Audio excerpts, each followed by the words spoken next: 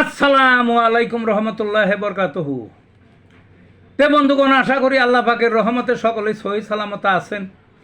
তে কবি Gazi Akkas Ali YouTube channel 017140885009 এর পক্ষ থেকে আপনাদের সকলের প্রতি রইল একান্ত আন্তরিক শুভেচ্ছা ভালোবাসা।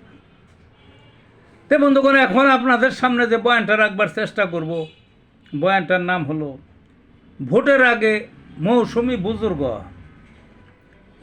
এখন মৌসুমি বুজুর্গ কিন্তু আছে, এই মৌসুমি বুজুর্গ দেখা যায় ভোটের আগে। এই যে সামনে যে ভোট আসতেছে না, ইতিমধ্যে মাঠে অনেক মৌসুমি বুজুর্গ দেখা যাইতেছে। জীবনে না রোজা নামাজ করে না, রোজা নামাজের সাথে সম্পর্ক নাই, ধর্মকর্মের সম্পর্ক নাই, অন্যান্য ধর্মাবলম্বী যারা আছে তাদের ধর্মকর্মের সাথে সম্পর্ক নাই। হ্যাঁ, ধর্মের বিরুদ্ধে কথা বলে, ধর্মের বিরুদ্ধে চলে, শরিয়ার বিরুদ্ধে চলে, শরিয়ার বিরুদ্ধে কথা কইতে লজ্জা বোধ হয় না। কিন্তু যেই ভোট আইছে তখন মৌসুমি বুজুর্গ সাজছে। ওই তারা দেখেন পাঞ্জাবি গায়ে, চাদর গায়ে, পারলে তসবি হাতে আছে, জপতেছে, এই প্রতিশ্রুতি দিতেছে, ওই প্রতিশ্রুতি দিতেছে।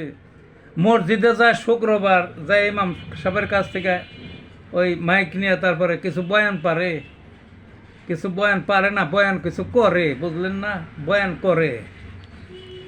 তারপরে বিভিন্ন ওয়াজ মঞ্চে ঠেলে ঠেলে যারা নাকি ওই আছে, মাওলানা আছে, তাদের কাছ থেকে এগুলো নিয়ে কিছু বয়ান করতে চায়।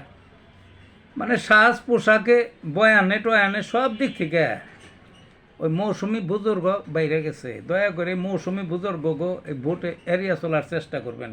এগুলো প্রতারক, এটা প্রতারক, এগুলো পুরাতন পাপী, বুঝছেন না?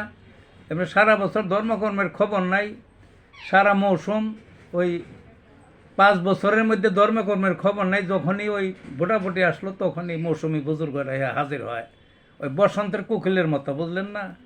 তো এদের একটু থেকে সাবধানে থাকার চেষ্টা করবেন ভোট প্রদানের ক্ষেত্রে। তো ভালো থাকুন বন্ধুগণ।